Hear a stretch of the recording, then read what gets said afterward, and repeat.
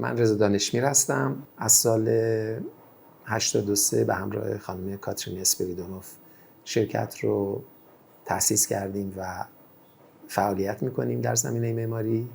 قبل از اون هم به صورت خصوصی از سال 79 کارهایی رو انجام دادیم. اولین پروژه‌ای که کار کردیم پروژه گالری آو بود که مربوط میشد به یک استخری که در خانه یکی از دوستان هنرمندمون بود و استخر نسبتاً بزرگی بود، حدود 200 متر مساحتش بود و با توجه به اینکه ساختمان‌های اطراف خانه ایشون ساختمان‌های چند طبقه‌ای ساخته شده بود و به حیاطشون مشرف بود، دیگه استفاده نمی‌شد. ایشون هم یه مقدار سنشون بالا رفته بود و فعالیت‌های دیگه داشتن. از من خواستن که این رو تبدیل بکنم به یک شوروم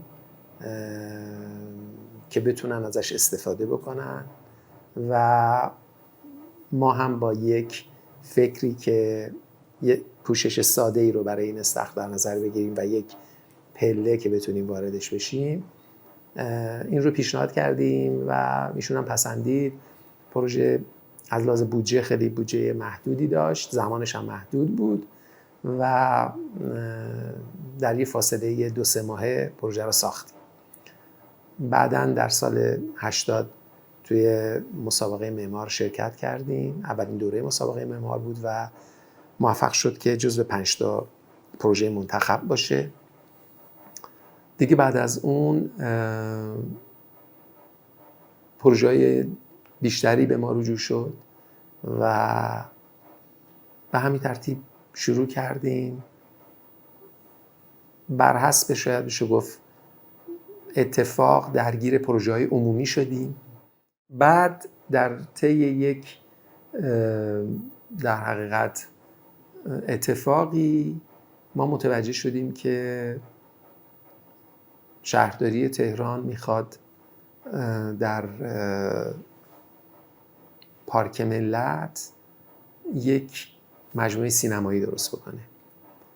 مسئله‌ش هم به این شکل بود که یه فراخوان دادن که علاقه‌مندان رزومه‌هاشون رو بفرستن، ما میخوایم در منطقه 3 یه مجموعه سینمایی درست بکنیم. این بحث مطرح بود که فضای فرهنگی رو توسعه بدیم و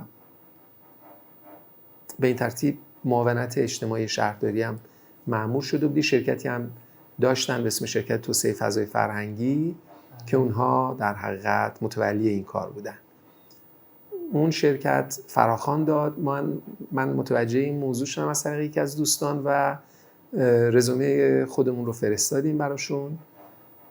فکر کنم تعداد زیادی شرکت‌های دیگه هم بودن. از بین اونها فکر کنم 3 تا شرکت رو کاندید کردن، بعد جلسه با ما گذاشتن و رفتیم زمین رو بازدید کردیم. 2 تا زمین بود، یکیش همین زمینی که پردیس توش احداث شده، یکم یه زمین دیگه بود که یادم نیست کجا. اینا مردد بودن که کدوم 2 تا زمین بهتره. البته زمینی که توی در واقع ضلع غربی پارک ملت بود پتانسیل بیشتری داشت. اونجا من رفتم بازدید کردم، بعد پرسیدن نظرت چی؟ گفتم به نظرم زمین مناسبیه، از اونجایی هم که در کنار پارک مثل حیاط میمونه براشو و برای خود پارک هم میتونه جالب باشه که حالا در کنار فضای سبز و دریاچه و تمام این چیزایی که هست یه مجموعه فرهنگی هم میتونه کمک بکنه. بعد یه مسابقه کوچیک ترتیب دادن که ظرف 1 ماه یک ایده‌ای رو مطرح بکنیم برای این پروژه. ما هم متمرکز شدیم روش، 1 ماه کار کردیم و نهایتاً برای پروژه یک طرحی رو آماده کردیم و بعد طی جلساتی طرح رو بررسی کردن، ایده هایی رو که توی اون طرح بود و مورد سوال قرار دادن. بعضیا موافق نبودن، بعضیا فکر کردن که این پتانسیل داره ولی مسائلی داره که خارج از عرف و باید دید که چجوری به اونها میخوایم پاسخ بدیم. خب پروژه پردیس به لحاظ استراکچر یه استراکچر در واقع سه‌بعدی بود، یعنی منحنی‌های سه‌بعدی داشت، یه دهنه بزرگ 57 متری داشت که این کار رو ما سال 82 که کانسپتش رو آماده کردیم، خب تا اون زمان همچین مواردی مطرح نشده بود و بالاخره اینکه این موضوع سازه‌ایش چجوریه، این موضوع تأسیساتیش چجوری، عمل کرده به چه صورتن، سالن‌های سالن مستطیل نیستن بلکه سالن‌ها کرو هستن و آیا تاثیر منفی نمیذاره در نمایش فیلم. میدونید تمام اینها مطرح بود که چرا ما داریم از یه قالب ساده خارج میشیم و یه کمپلکسی به این شکل رو ارائه میکنیم. در عین اینکه توی پروگرام اولیه این بود که ساختمون مرتفع‌تر میبایست بود، یعنی 2 سالن سینما روی هم میبودن، بنابراین ارتفاع بلندتری رو داشت.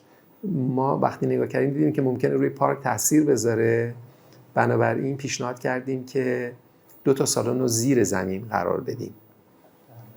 آره و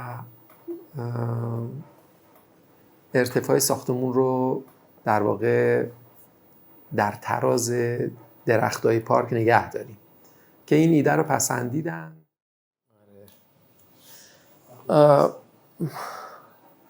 حالا ما اون زمان داشتیم روی یک ساختار 2 هسته‌ای کار می‌کردیم، نمیدونم الان توی ماکت دیده میشه یا نه.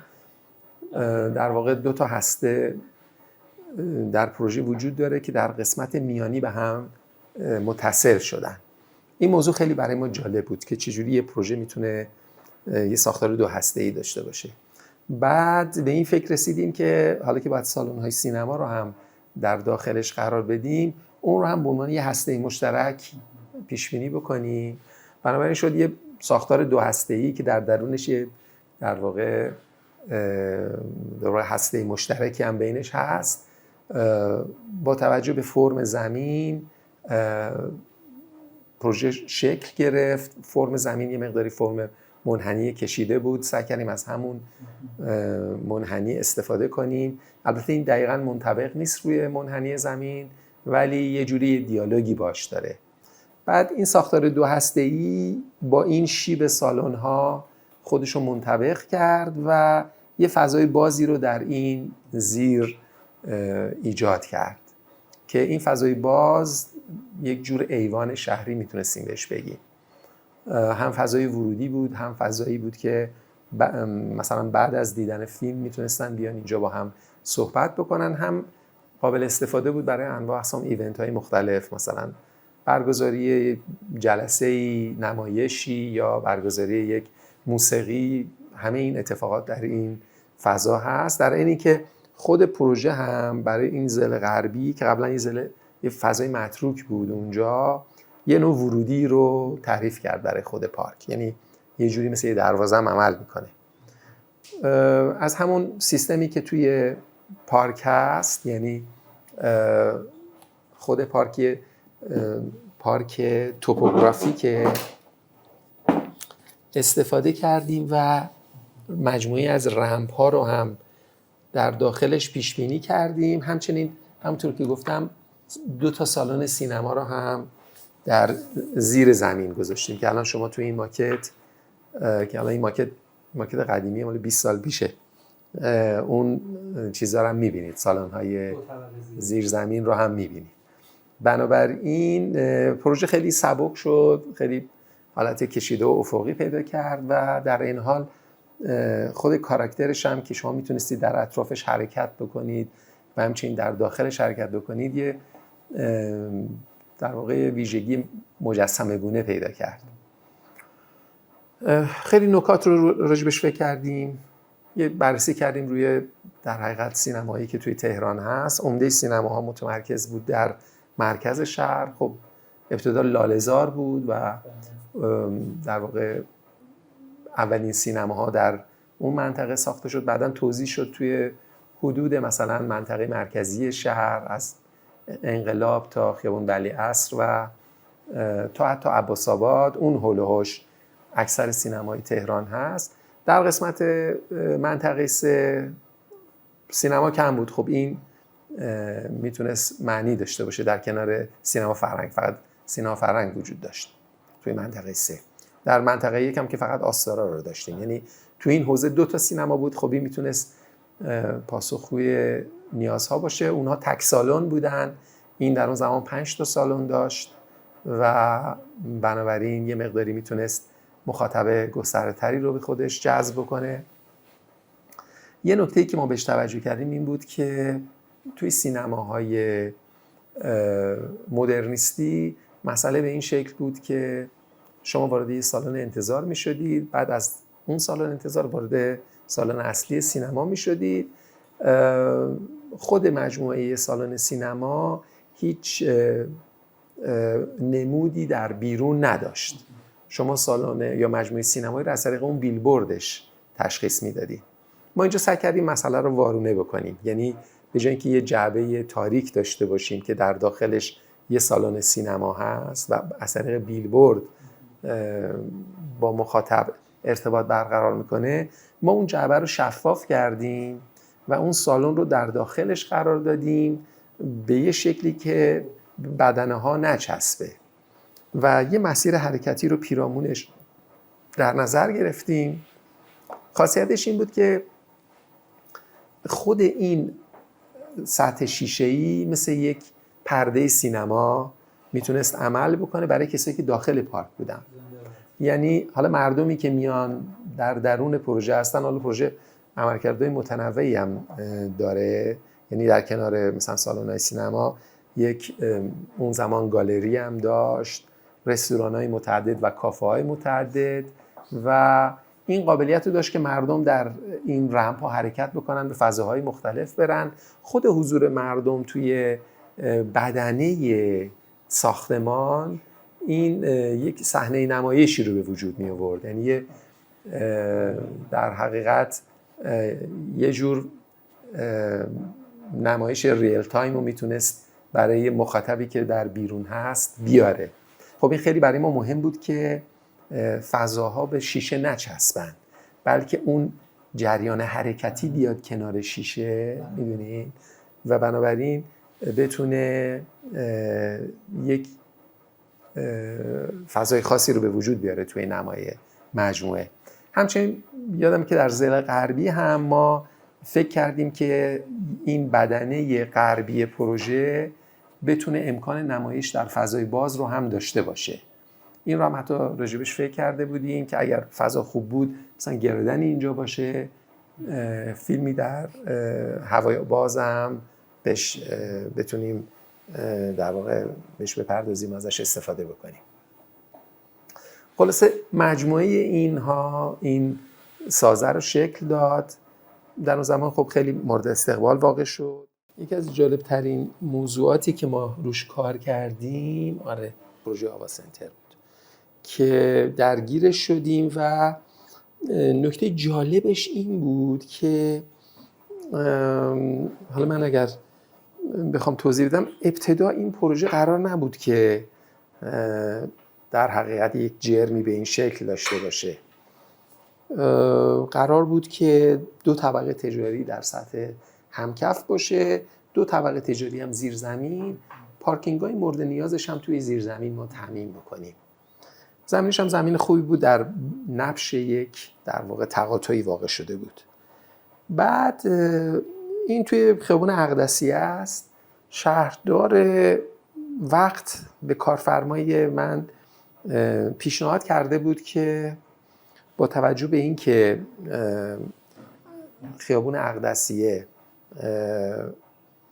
از لحاظ پارکینگ محدودیت داره و این زمین هم زمینیه با مساحت نسبتاً مناسب، اگر اینها تقبل بکنن که یه تعداد پارکینگ اضافه‌ای رو در مجموعه بسازن روی بخش تجاری، اون وقت شهرداری هم میتونه به عنوان آوانس 2 طبقه در بالا بهشون بده به عنوان رستوران، کافه یا احیانا یه فضای نمایشگاهی، هر فضایی که در واقع مد نظرشون باشه.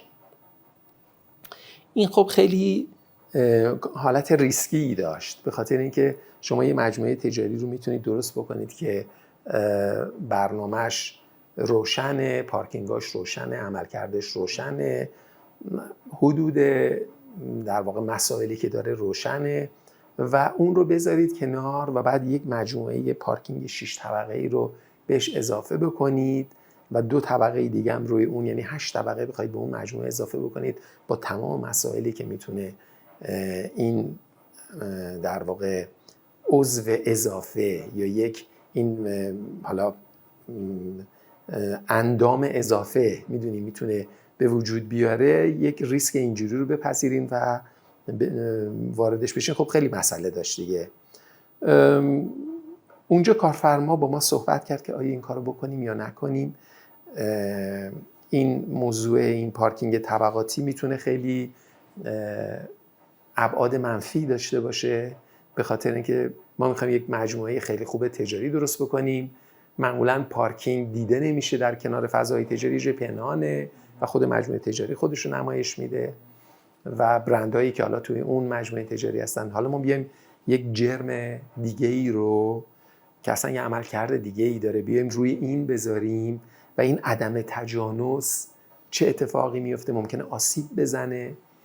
درسته که بابت این در واقع توده جدید به ما یک جایزه ای رو میدن، ولی ممکنه نیرزه. میدونین؟ یعنی شما نگاه بکنید ببینید همونی هم که داشتی رو از دست دادی. تمام این نگرانی ها بود و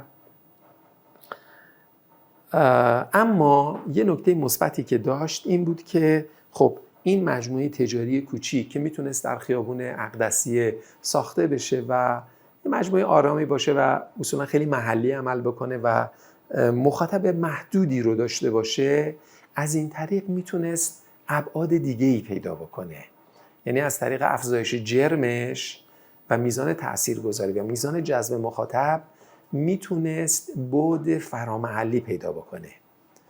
تمام این پارامترها مطرح بود برای کارفرما و برای خود ما که واقعاً آیا این کارو بکنیم یا این کارو نکنیم، که نهایتاً ما توی شرکت که یه مقداری بررسی کردیم دیدیم این کار مثبتیه.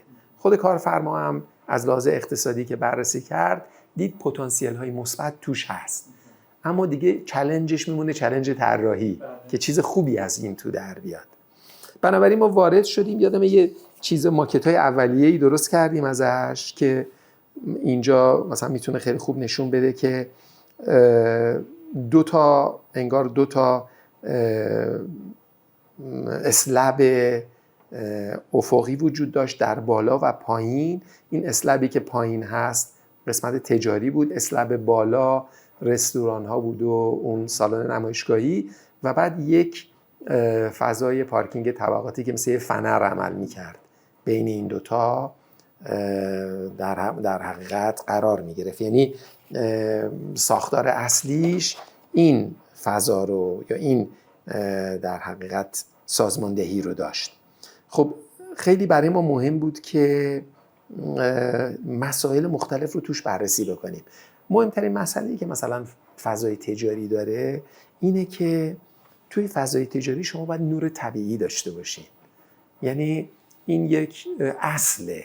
تمام مجموعه تجاری جدیدی که در سطح دنیا ساخته میشه، اون چیزی که میتونه مخاطب رو در درون خودش نگه داره فضاهای باز بین طبقات ویدها هست و اینکه اون فضاها از طریق نور طبیعی روشن بشن.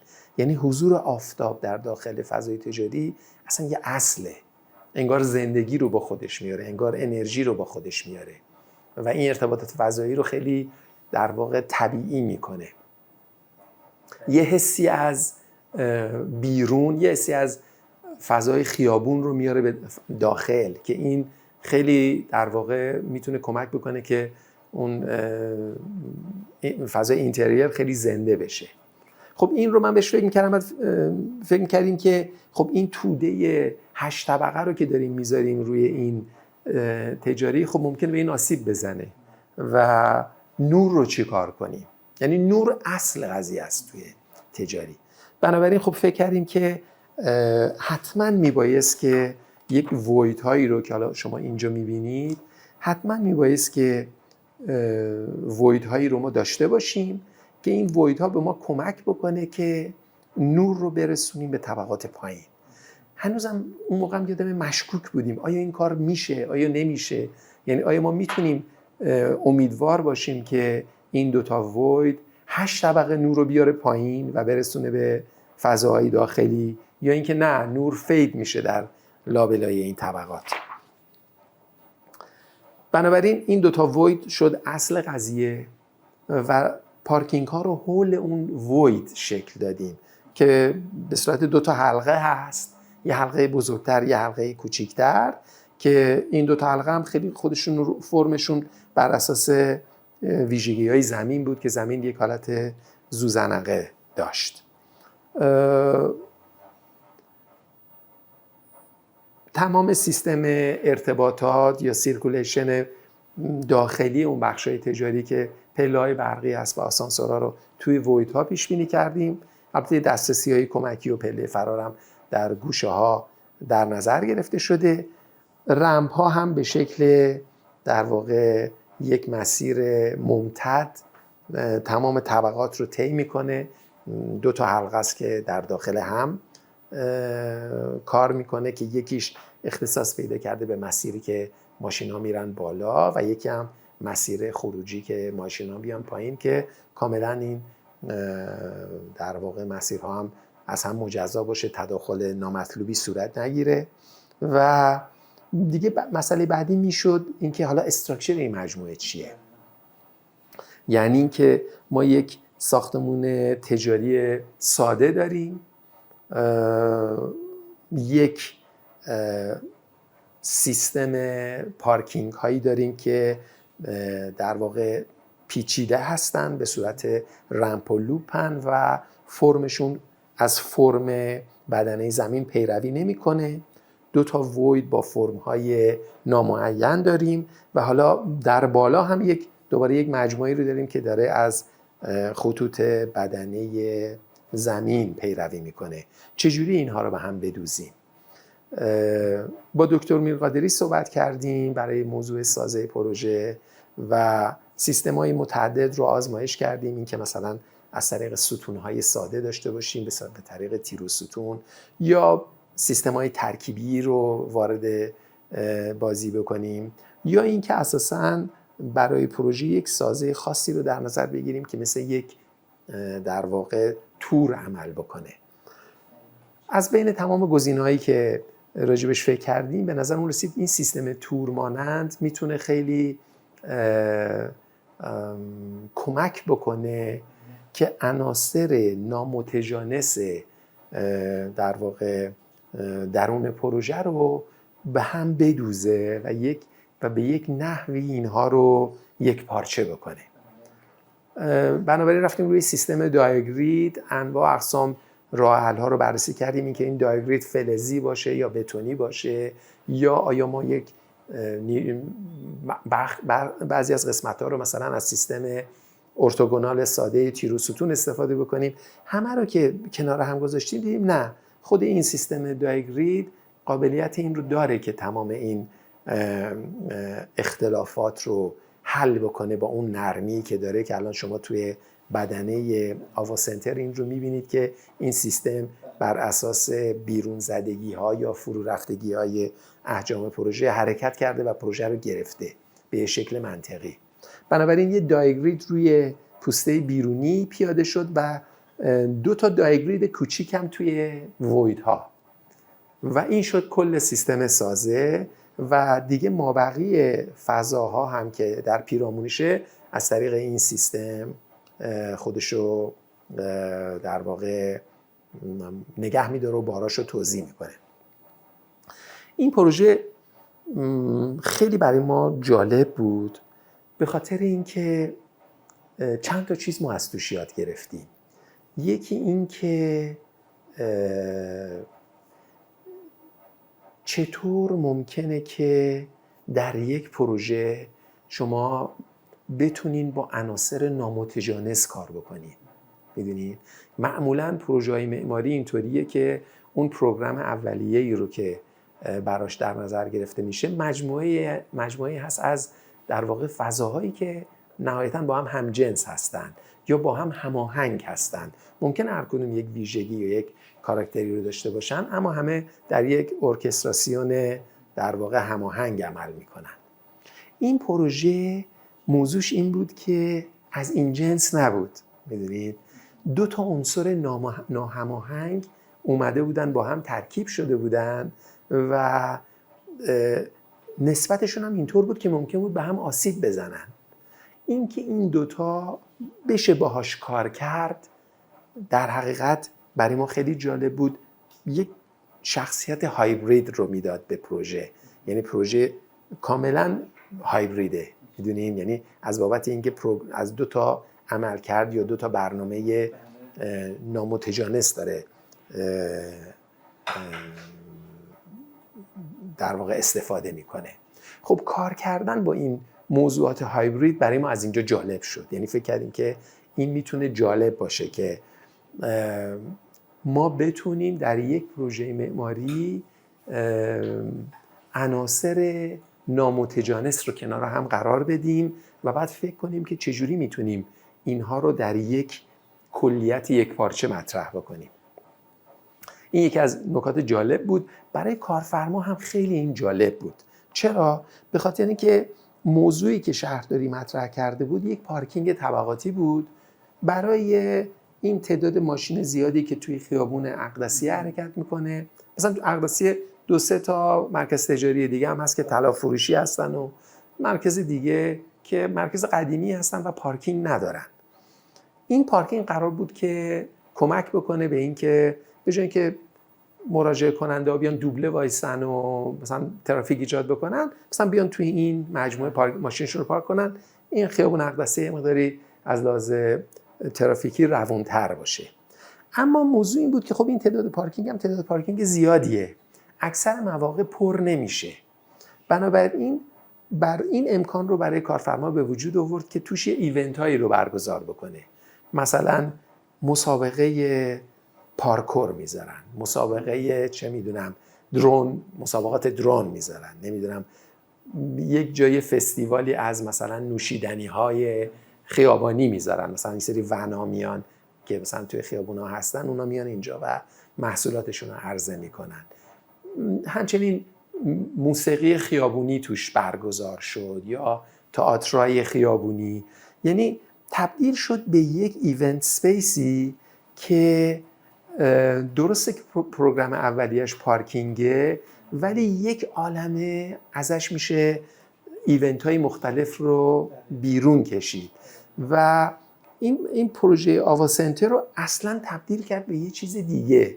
یعنی قرار بود یک مجموعه تجاری باشه، ولی این خیابون داخلی که مثل یک خیابون شهری میمونه، انگار یه تیکه شهر رو برداشتیم داخلش گذاشتیم، پتانسیل هایی رو از خودش داره نشون میده که کاملا اون بخش تجاریش رو داره کمرنگ میکنه و به عنوان یک پکیج با قابلیت بالای برگزاری مراسم مختلف عمل میکنه. این طبقه 8 هم که یک سالن بزرگ نمایشگاهیه که من دیدم توش باز انواع اقسام نمایشگاهی متعدد رو تا به حال برگزار کردن.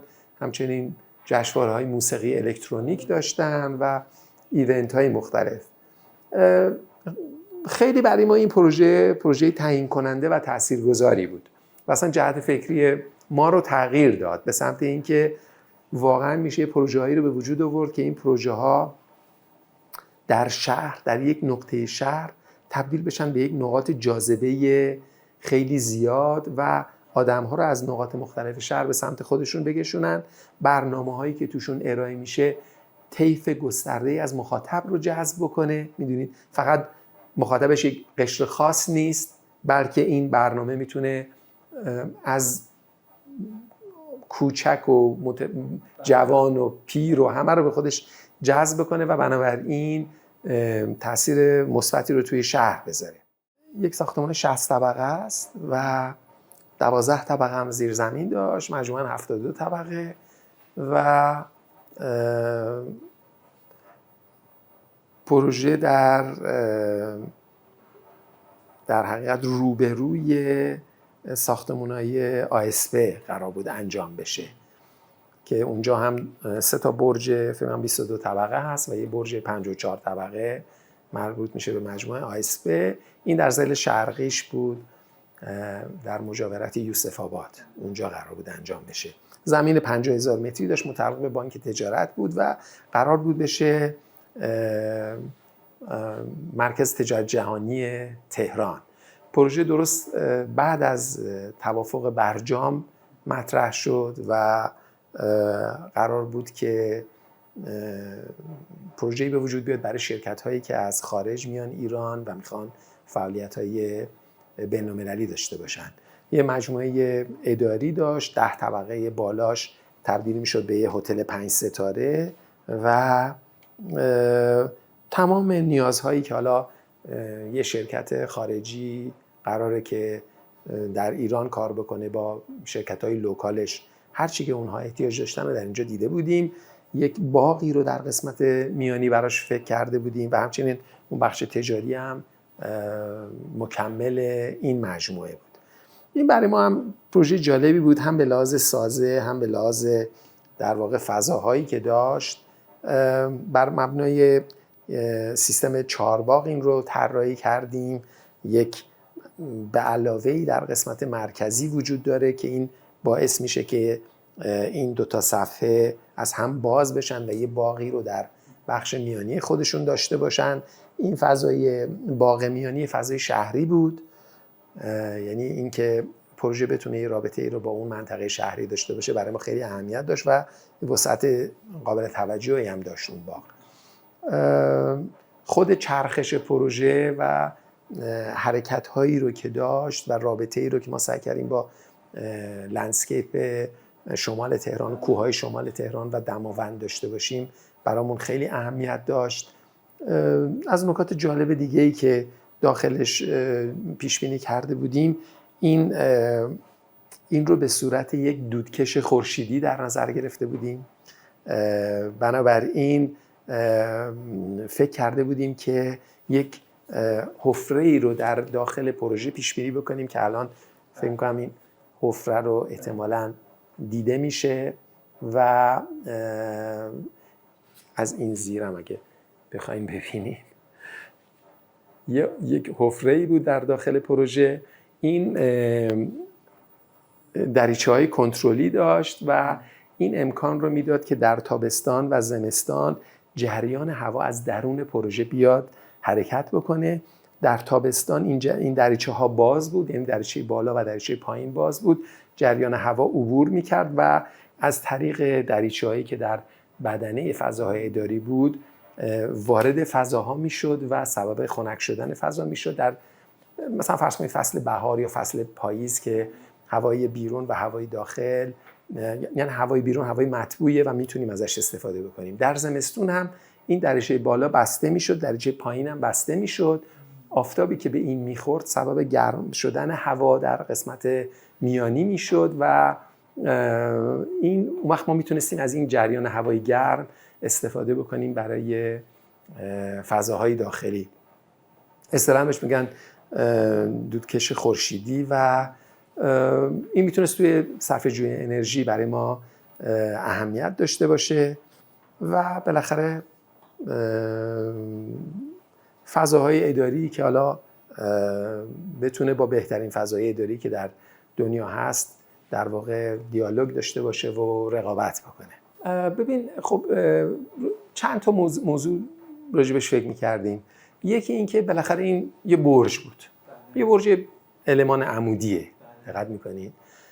خودش میبایست که از لحاظ جهتگیری و از بابت شرایط آسایش شرایط مطلوبی رو داشته باشه. بنابراین جهتگیری اصلی جهت شمال جنوب بود که مناسب باشه با وضعیت اقلیمی تهران و عملکردها هم که در یک ارتباط منطقی نسبت به هم فکر شده بود. اما مسئله شهری توش خیلی برای ما اهمیت داشت. این که ما در اون قسمتی که قسمت بیس هست و داریم اتصال پیدا میکنیم به خیابون یوسف آباد و مجموعه ASP و ساختمان‌های اطراف و جمعیتی که در اونجا هستن، این برای اونها هم یک فضایی رو داشته باشه، فقط یک المانی نباشه برای تماشا از بیرون. بنابراین اینکه موضوع باغ رو با برج ترکیب بکنیم خیلی برای ما اهمیت داشت و خب مسئله باغ ایرانی خیلی اهمیت داره برای ما. ریشه معماری ایرانی در حقیقت توی همون موضوع باغ ایرانی هست و اینکه چطور ممکنه که بتونیم باغ ایرانی رو با یک آبجکت معاصر، با یک آبجکت امروزی ترکیب بکنیم و این ترکیب معنی داشته باشه، هم از بابت فضا، هم از بابت موضوع انرژی. خب بالاخره ما در معماری تاریخیمون برجک‌های متعدد بادگیرها رو داریم و نحوه عملکردی که اونها داشتن برای پروژه‌های معماری. چطور ما میتونیم به این موضوع فکر کنیم، یعنی به موضوعی که ساختمون نسبت به اقلیم واکنش نشون بده و باهاش کار کنه، میدونین، به جای اینکه پشت بکنه و استفاده نکنه. تمام این موضوعات، اگر شما فکر کنید که یه برجی دارید، این پایین یه باغی هست، آبشار هست، آب هست، جریان هوایی هست که میاد از داخل این هوای مرطوب و هوای مطبوع میاره بالا و بعد میتونه توزیع بکنه داخل. باید به اینم فکر کرد که مثلا ممکن الان تهران آلوده باشه. میدونین ما راجع به این فکر نمی کنیم که مثلا تهران همواره آلوده خواهد بود. این آلودگی موقت به خاطر موضوع حالا سوخت نامرغوب، بذار یک شرایط دیگه هست. ولی شما فرض کنید که چند سال بعد ماشین‌های الکتریکی بیاد، موضوع سوخت‌ها بهبود پیدا بکنه، هوا خیلی بهتر خواهد شد. میدونی همیشه که تهران اینجوری نبوده، تهران 30 سال پیش که اینجوری نبوده. بنابراین این پروژه مال آینده است. پروژه آخری که میتونم راجع بهش صحبت بکنم این ساختمون اداریه که ما در تقاطع میرداماد و جردن طراحی کردیم که اخیراً هم اجرا شده، الان دیگه مراحل آخرشه، به اسم برج میکانات، مربوط به کمپانی میکا هست. یک ساختمان 10 طبقه هست، 10 طبقه روی همکف و تعدادی هم پارکینگ داره و قراره که یک ساختمان اداری باشه، در اختیار کمپانی قرار بگیره. خب اگر نگاه بکنیم می‌بینید که ما توی این چند تا پروژه‌ای که توضیح دادیم مسئله استراکچرها و ساختارهایی که از یک پیچیدگی برخوردار باشن برای ما جالب بوده و این از ابتدا توی ذهن ما بود. هم من هم کاترین به این موضوع فکر می‌کردیم که بالاخره دنیای معاصر یک دنیای به شدت پیچیده است، اتفاقات خیلی سریع در همه جای دنیا رخ میده، شرایط غیرقابل پیش بینی دائما ما باش مواجه هستیم و جهان به نسبت 50 سال قبل اصلا متحول شده و به سمتی حرکت میکنه که نیازمند دقت نظر نسبت بهش هست. یعنی هر کسی باید این دقت نظر رو داشته باشه و بتونه یک طوری اون رو بخونه، اون رو شناسایی بکنه که بعد بتونه باش کار بکنه. چطور ممکنه با شرایط پیچیده امروز، با شرایط غیرمنتظره امروز مواجه بشیم؟ این یکی از دغدغه‌های اصلی ما بود. بنابراین فکر کردیم که احتمالاً ما از طریق یک ساختارهای ساده نمیتونیم با وارد دیالوگ بشیم با این جهان پیچیده‌ای که در ارتباط با اون هستیم، با شرایطی پیچیده‌ای که توی ایران باش مواجه هستیم و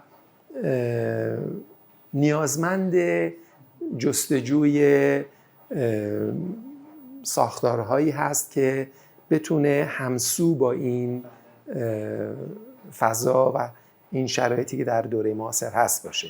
بنابراین تمام این موضوعات، تمام این سازه هایی که راجبش فکر کردیم همه از دل این ایده به وجود می اومد و این که حالا این سازه چطور ممکنه که در عین اینکه یه دیالوگی رو داره با دنیای امروز میکنه، بتونه یه دیالوگی رو با شهر بکنه، بتونه مخاطبش رو گسترده تر انتخاب بکنه و طیف وسیع رو درگیر خودش بکنه و همچنین یک طعم جدیدی از شرایط معاصر رو هم برای مخاطب فراهم بکنه. توی پروژه های عمومی از طریق پروژه پردیس ملت، از طریق آوا سنتر، از طریق مسجد ولیعصر، از طریق این برج گلزار که قرار بود که مرکز تجارت جهانی باشه این کار رو کردیم. این یک ساختمانیه که مربوط به بخش خصوصیه، اما موقعیتش در تقاطع جردن و میرداماد بود. اونجا هم اگر تشریف برده باشین یه پل میرداماد هم هست که از کنارش حرکت میکنه. بنابراین یک بافت سه‌بعدی حرکتی در اونجا هست. دیدهایی که به این پروژه بود با توجه به اینکه در تقاطع سر 4 راه بود، یه دید 360 درجه بود. اینکه چه سازه‌ای میتونه اینجا باشه، حضور پیدا بکنه که با این مسیرها دیالوگی رو داشته باشه، با شهر یه دیالوگی رو داشته باشه، همچنین برای خود ساختمان اداری یه هویت جدیدی رو به وجود بیاره. خب سوال اصلی بود. یکی از اولین موضوعاتی که به ذهن ما رسید این بود که ما یه گره فضایی به وجود بیاریم. این گره فضایی این قابلیت رو به وجود بیاره که بافت یه ساختمان اداری رو اساساً تغییر بده. یعنی اگر ساختمان‌های اداری در دوره مدرن به این شکل بود که یک طبقه لابی یا یک چیزی در همکف بود، بعد یک اسلب یک نواختی در هر تعداد طبقه، 20 طبقه، 30 طبقه، 40 طبقه در اون قسمت میانی قرار داشت و حالا ممکن بود یک طبقه در بالا به صورت رستوران باشه یا فضای مدیریتی یا هر چی. چطور ممکنه که این رو متحول کرد و یک سازه‌ای رو به وجود آورد که تمام طبقاتش با هم فرق کنه، بنابراین بتونه تأثیر مثبتی بذاره توی نحوه کار کارکنان. میدونید، یعنی به جای اینکه همه احساس بکنن که در یک شرایط یکسان و یک نواخت هستند، در درون سیستمی قرار بگیرن، در درون ساختاری قرار بگیرن که این ساختار بیسش متنوع، بنابراین هر کدوم از این نیروهای کاری خودشون در یک فضای منحصر به فرد ببینن، همکارشون در طبقه بالاتر یا پایینتر اونها در یک حوزه فضایی دیگه‌ای هستن و این تنوع و این در واقع ویژگی‌های متعدد کمک بکنه که قابلیت فضای کاری بهبود پیدا بکنه و احساس تعلق خاطری که کارکنانی که در این پروژه هستن براشون ایجاد میشه بتونه یک شرایط جالبتر و جذابتر و متمایزی رو براشون فراهم بکنه. این گره به ما این کمک رو میکرد. ویژگیاش رو ما سعی کردیم استفاده بکنیم و اون ایجاد تراس‌های مختلف بود که در نقاط مختلف به وجود می اومد. این تراس‌ها هر کدوم با توجه به اینکه هر کدوم یک فرم خاص و یک هندسه خاصی رو داشتن، متعلق میشد به یک گروه سازمانی که در این محیط میخواستن کار بکنن. دیگه در قسمت طبقه 8 در بالاترین سطح هم تراسی رو پیش بینی کردیم. مساحت حدود 700-800 متر داره. تراس خیلی وسیعی است که مربوط میشه به بخش مدیریتیش که این 2 طبقه نهایی هست. این تراس به سمت شمال و جنوب و اطراف بازه، بنابراین شما میتونید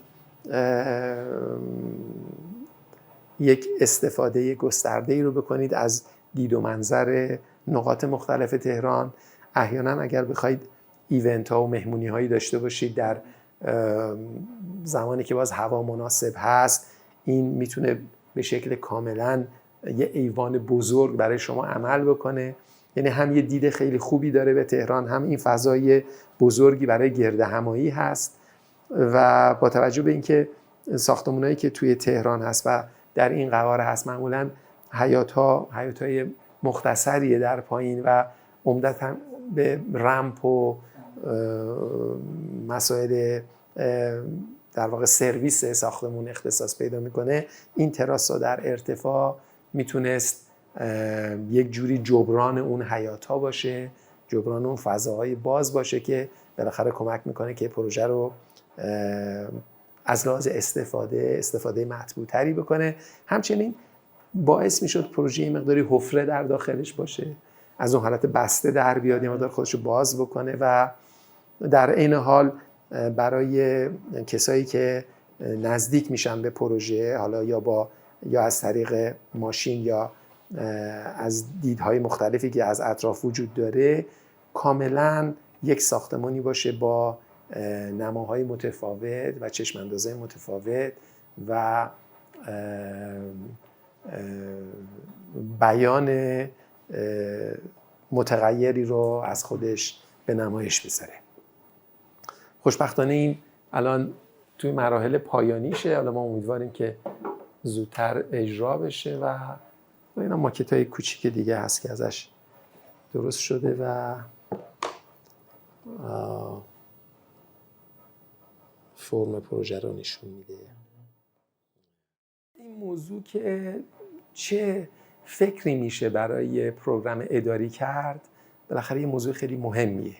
اون چیزی که به ما به ارث رسیده از مدرنیسم یه مقداری بلوک های در حقیقت ابسترکت کیوبیکه که عملکردها و فضای سرویس خودشون رو دارن و فضاها به یک شکل یک نواختی توزیع شده در طبقات. این اتفاقیه که تقریبا میشه گفت توی 100 ساله اخیر از فرض کن 1900 تا 2000 این شرایط بوده. توی تهران هم اگر نگاه بکنیم ساختمان‌های مختلف، پروژه‌هایی که حالا به صورت برج‌های اداری هستن، مثلا برج کشاورزی یا ساختمان‌های متعدد دیگه، می‌بینیم که ترکیباتی هستن که به صورت یه بلوک مستطیل هستن، جهتگیریشون به نسبت درسته، ولی فضاهای طبقات همه فضاهای در واقع هوموژن هستن و یک نوع یکسانی و یک نواختی درشون هست. در بعضی پروژه سعی کردن که یه مقدار از این قاعده خارج بشن، مثل برج وزارت کشور که سعی کرده که همون بلوک اصلی رو که داره از طریق اضافه کردن یه تعدادی کیوب یه مقدار این رو متنوع بکنه، ولی وقتی بهش نگاه میکنی میبینی در از همون بلوک در واقع اسلب مدرنیستیه و بیزان بیرون زدگی این کیوب ها اونقدری نیست که فضای داخلی رو خیلی متنوع بکنه یا اساساً متحول بکنه، بلکه بیشتر یک فاساد نسبتاً پویا رو براش به وجود آورده. این که ما چطور ممکنه که از موضوع اسلب خارج بشیم، یک ساختار دیگه‌ای رو مطرح بکنیم که این ذات تغییر از اساس درش وجود داشته باشه، این ما رو برد به سمت این که مدل‌های فضایی که از گره ها وجود داره، مثلا گره تریفویله، یه گره ریاضیه. خب این مثلا گره تریفویل در واقع 3 تا حلقه است که به هم پیچیده و به هم متصل شده. مثلا فرض کن یه گره دیگه موبیوسه، دقت میکنی؟ این یه کمی پیچیده تر از موضوع موبیوسه، یه حلقه اضافه داره. این که این گره در ذاتش اصلا این تغییر وجود داره، خب برای ما خیلی میتونست با مسما باشه. ما میخوایم خودمون رو از این بلوک مدرنیستی خارج بکنیم، یه ساختار دیگه ای رو بهش فکر بکنیم که بتونه در عین این که فضاهای متنوعی رو ایجاد میکنه برای کسایی که دارن اونجا کار میکنن یا فکر میکنن یا در حقیقت مراجعه میکنن، در عین حال یک نوع پویایی رو برای اون مجموعه هم به نمایش بذاره. یعنی فرض کن اون شرکتی که میاد و میخواد اینجا مستقر بشه، خود این ساختار پروژه، خود سازمان پروژه، سازماندهی پروژه یه سازماندهی پویاست. بنابراین خیلی کمک میکنه به در حقیقت روحیه کاری که میتونه در اون فضا به یه شکل نامحسوس وجود داشته باشه و بالاخره ما میدونیم که همه ماها متأثر از فضاهایی هستیم که در درونش قرار داریم، میدونید؟ و فضا روی روحیه آدم، روی آرامش آدم، روی افق دید انسان ها تأثیر میذاره. بله. و این ساختمون در این موقعیت ویژه با این شکل ویژه اون میتونه کارکرد مثبتی از این بابت داشته باشه. خیلی برای ما مهم بود که خودمون رو از ساختارهای خنثی میدونی و ساکن خارج بکنیم و بتونیم به نوعی این پویایی و این تحول رو به نمایش بذاریم. از طریق این پویایی بتونیم با شهر و با اون نقطه‌ای که درش واقع شده دیالوگ برقرار بکنیم و از طریق این پویایی بتونیم تاثیر مثبتی توی کسایی که از فضاهای داخلی استفاده میکنن بذاریم. جهانبینی ما داریم تو دفتر راجع به این که ما در یک شرایط نامعین هستیم. خب ما در یک شرایط تحول پیچیده هستیم. این شرایط هم در جهان، هم در ایران معاصر. خب طبیعتاً وقتی میبینیم سرعت تحولات رو، در واقع جهانی که ما زندگی میکنیم با جهانی که پدر و مادر ما یا پدر بزرگ ما، مادر بزرگ ما زندگی میکرد کاملا متفاوته. درسته؟ حسی که اونها از فضا دارن، حسی که از محیط بیرونشون دارن و حسی که از آینده دارن، میدونین؟ کاملا فرق میکنه با اون نگاهی که ما داریم. خب چطور میتونیم این رو بیان معمارانه بهش بدیم؟ دقت میکنی؟ چطور میتونیم حالا ما به عنوان معمار با ساختارها سر و کار داریم، با سازه ها سر و کار داریم. چطور ممکنه که ما بتونیم یک ارتباطی رو ایجاد بکنیم ما بین ساختارهای معماری و آن چیزی که در جهان در حال رخ دادنه؟ چطور ممکنه که بتونیم ایده هایی رو ارائه بکنیم که بتونه یک شرایطی رو به وجود بیاره یا یک راه حل هایی باشه برای تمام این اتفاقات؟ بعضی از اینها معضلات هستن، میدونی؟ چطور ممکنه که ما با این ترکیب گسترده و متناقض از حوادث و اتفاقات بتونیم کنار بیایم، بتونیم یک جوری باهاشون در واقع کار کنیم؟ مسئله‌ای که برای ما وجود داره این نیست که اونها رو یک نواخت بکنیم. میدونی چی میخوام بگم؟ اونها رو یک نواخت بکنیم و حالا که اونها یک نواخت شدن بنابراین حلش بکنیم. این برای من اصلا اهمیت نداره. مسئله من وحدت در کثرت نیست. متوجهی؟ وحدت در کثرت مسئلهش این مسئله کلاسیکه.